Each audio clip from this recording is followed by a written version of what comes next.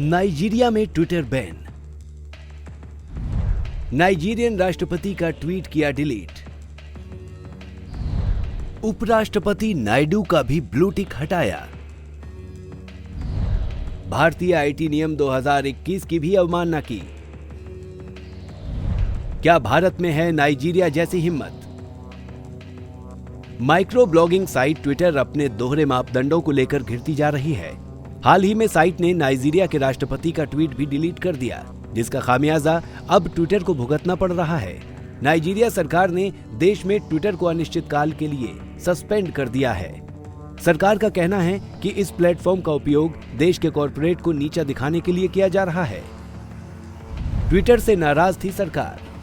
Nigeria सरकार भले ही Twitter पर कार्रवाई को कॉरपोरेट से जोड़ रही है, लेकिन हकीकत यह है कि वो राष्ट्रपति का ट्वीट डिलीट किए जाने से बेहद नाराज थी और इसी के परिणाम स्वरूप ट्विटर को सस्पेंड किया गया है।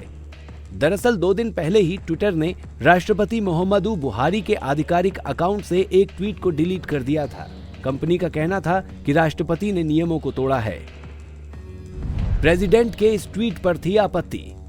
दरअसल नाइजीरिया के राष्ट्रपति मोहम्मदू बुहारी ने 1 मई को सिविल वॉर को लेकर ट्वीट किया था। इसके बाद ट्विटर ने बुहारी के ट्वीट को डिलीट कर दिया था। कंपनी का कहना था कि राष्ट्रपति ने उसके नियमों का उल्लंघन किया है और इसी के चलते उनका ट्वीट हटाया गया है। पूर्व सैन्य जनरल रहे बुहारी ने अपने ट्वीट से दक्षिण पूर्व में हुई हिंसा का जिक्र किया था। ट्विटर पर पक्षपात का आरोप। नाइजीरिया के सूचना मंत्री लाई मोहम्मद ने कहा कि ट्विटर पक्षपातपूर्ण कार्रवाई करता है। उन्होंने कहा कि ट्विटर अलगाववादी नेताओं के हिंसक संदेशों की अनदेखी करता है। पिछले साल नाइजीरिया में पुलिस की बर्बरता के खिलाफ चले #EndSARS अभियान का कंपनी के सीईओ जैक डॉर्सी ने भी समर्थन किया था। माइक्रो ब्लॉगिंग साइट का इस तरह का दोहरा रवैया बर्दाश्त नहीं किया जा सकता। आपको बता दें कि भारत सरकार भी ट्विटर के दोहरे रवैये को लेकर कई बार सवाल उठा चुकी है। हाल ही में केंद्रीय मंत्री रविशंकर प्रसाद ने सवाल उठाया कि किसानों की ट्रैक्टर परेड रैली के दौरान जब लाल किला पर नंगी तलवार लहरा दी थी, कितने पुलिस वाले पिटे थे, उससे जुड़े फोटो वीडियो खूब दिखाए गए।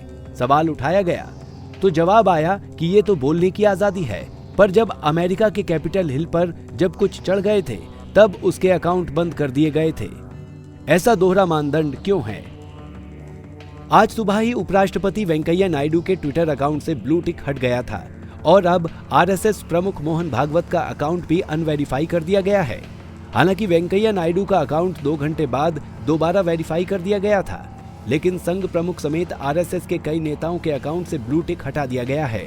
सुबह जब वेंकैया नायडू के अकाउंट वेरिफिकेशन को लेकर विवाद हुआ था तो ट्विटर की ओर से सफाई में कहा गया था कि अकाउंट में लॉगिन हुए 6 महीने से ज्यादा वक्त बीत गया था, इस वजह से ब्लू टिक हट गया था। भारत सरकार भेजेगी नोटिस। सूत्रों के मुताबिक आईटी मंत्रालय इसे ट्विटर की गलत मंशा मान रहा है और इसके खिलाफ कड़ी कार्रवाई करने की तैयारी में है। सूत्र बताते हैं कि आईटी मंत्रालय की ओर से आज ट्विटर को नोटिस भेजा जाएगा, जिसमें पूछा जाएगा कि उपराष्ट्रपति वेंकैया नायडू के ट्विटर अकाउंट से ब्लू टिक को बिना जानकारी बताए कैसे हटा दिया गया। ये भारत के संवैधानिक पद की अवमानना है। क्या भारत सरकार दिखाएगी हिम्मत? नाइजीरियन राष्ट्रपति का ट्वीट डिलीट करने पर नाइजीरिया में ट्विटर पर बैन लगाने के बाद अब भारत में भी ट्विटर के खिलाफ कार्रवाई की लगातार मांग उठ रही है।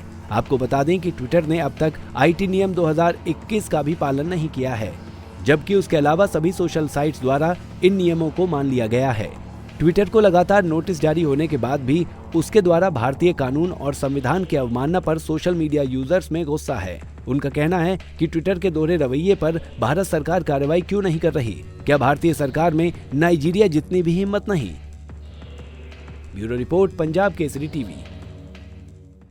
हमसे जुड़े रहने के लिए हमारे YouTube चैनल को सब्सक्राइब करें और नई वीडियो की नोटिफिकेशन के लिए बेल आइकॉन को दबाएं। अगर आप ये वीडियो Facebook पर देख रहे हैं तो लाइक जरूर करें और ज्यादा से ज्यादा शेयर करें। धन्यवाद।